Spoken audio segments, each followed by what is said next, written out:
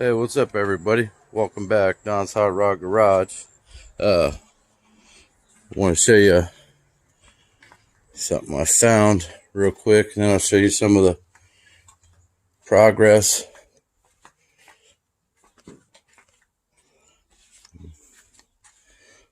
Let's see, the tank's kind of dirty on that side. Look at him in there.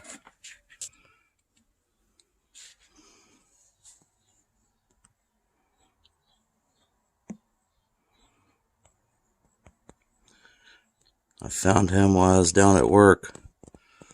And I live in Ohio. That's not something you'd normally find just running around. You got to get him a better environment to live in, but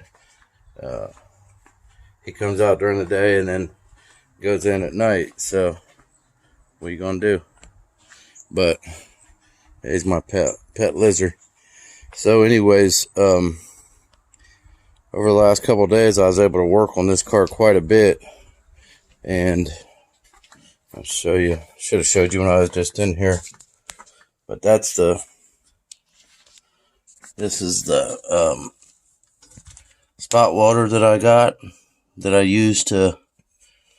It was pretty simple, just boom, and then you hold the switch. But if you guys have never had one of these before, I could definitely recommend it. It's a good piece, but I mean, it is heavy.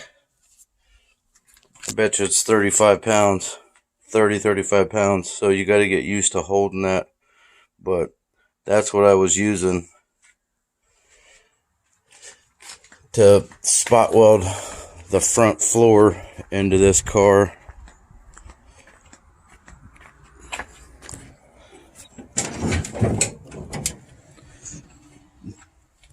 So now you can see I pretty much went down both sides of it as far as I could get, which I was able to get pretty far, and then I did the outside perimeter. So essentially minus a little bit underneath of where that leg is for the firewall on both sides, which really isn't even that much. I mean, it's not showing any daylight anywhere. But that was all done with the spot welder that I just showed you. And when you're doing one of these floors, the front of your floor pretty much looks just like that. It's a flat piece of metal to where you have two layers of metal right against each other. And you can weld them in any way you want, any way you see fit, but that's how I wanted to do it, because that's how it come stock factory. Then I put all my gearbox in yesterday, so now it's steering again. So, and I put the 58 Impala steering wheel on there, but she's a steerer now. She's a driver. And when I go to do the floors, or not the floors, but the outer rockers, it'll have another piece of the outer rocker will pinch right up against this, and I'll go through there with that pinch welder the whole way down through there, and even on the bottom too, where it hangs down, to where all I'll really have to do is weld through here and weld up through here, which I'll probably drill a couple holes and maybe even drill a few holes on this side of it to be able to weld my new rocker panel into the car. But as far as all this, I mean, it's all nice and flush the whole way through there. It's all welded together. So the front part's done. I just got to start working on the outer rockers and then this section in front of the tires. But I was pretty happy to be able to get to get the gearbox back in it, because the steering shaft's all one piece on a Tri-5, and you can't just slide it through there, because it's, first of all, it's way too long, and it's hitting the grill, it's hitting, you know, the front A-arms, it's hitting everything on the way coming up. So I had to undo the steering column to where it was flimsy, where I could bring that steering shaft in more at a straight angle, and then bolt the steering column back up, and then get the steering wheel on there. But well, we'll walk around, we'll look at it from a different angle. Yeah, much better. But you could see that all that's, I mean, super nice and tight. And once I get it all done, I'll go across here with some seam sealer all the way across, and I still got to weld around both of them stands. You got to weld them back solid. They call them pedestals. But pretty cool to have that part of it done and have the steering column back in it. You know, just trying to work on it when I can. We've had some good weather here lately, and I've been able to come out here and tinker with it, and eventually I'll weld all that.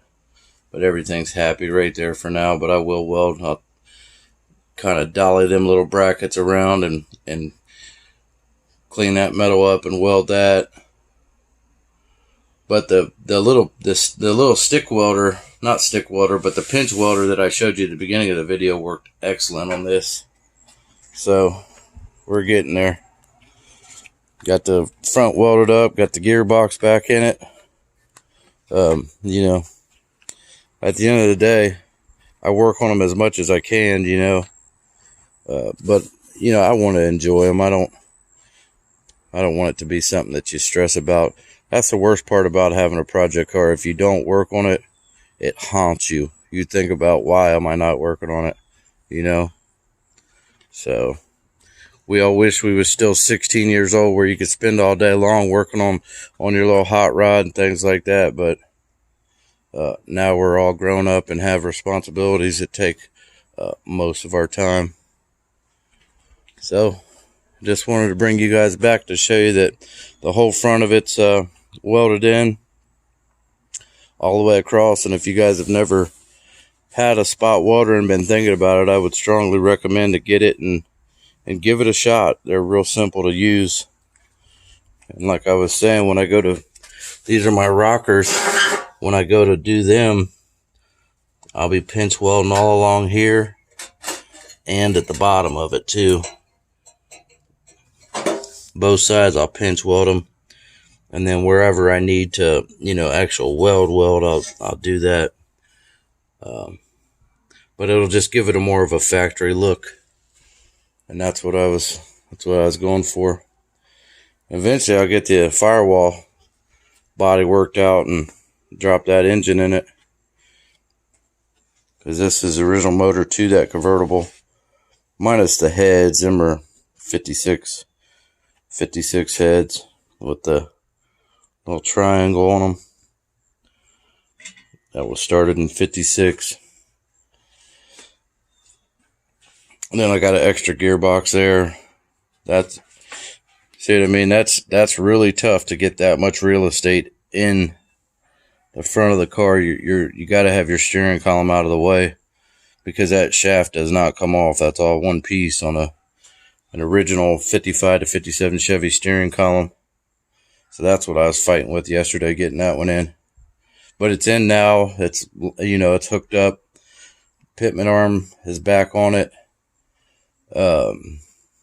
Got the 58 Impala steering wheel on there. So we was making progress. I'll try to whack that rocker panel off of there. I don't know. Maybe I'll get to it this weekend coming up.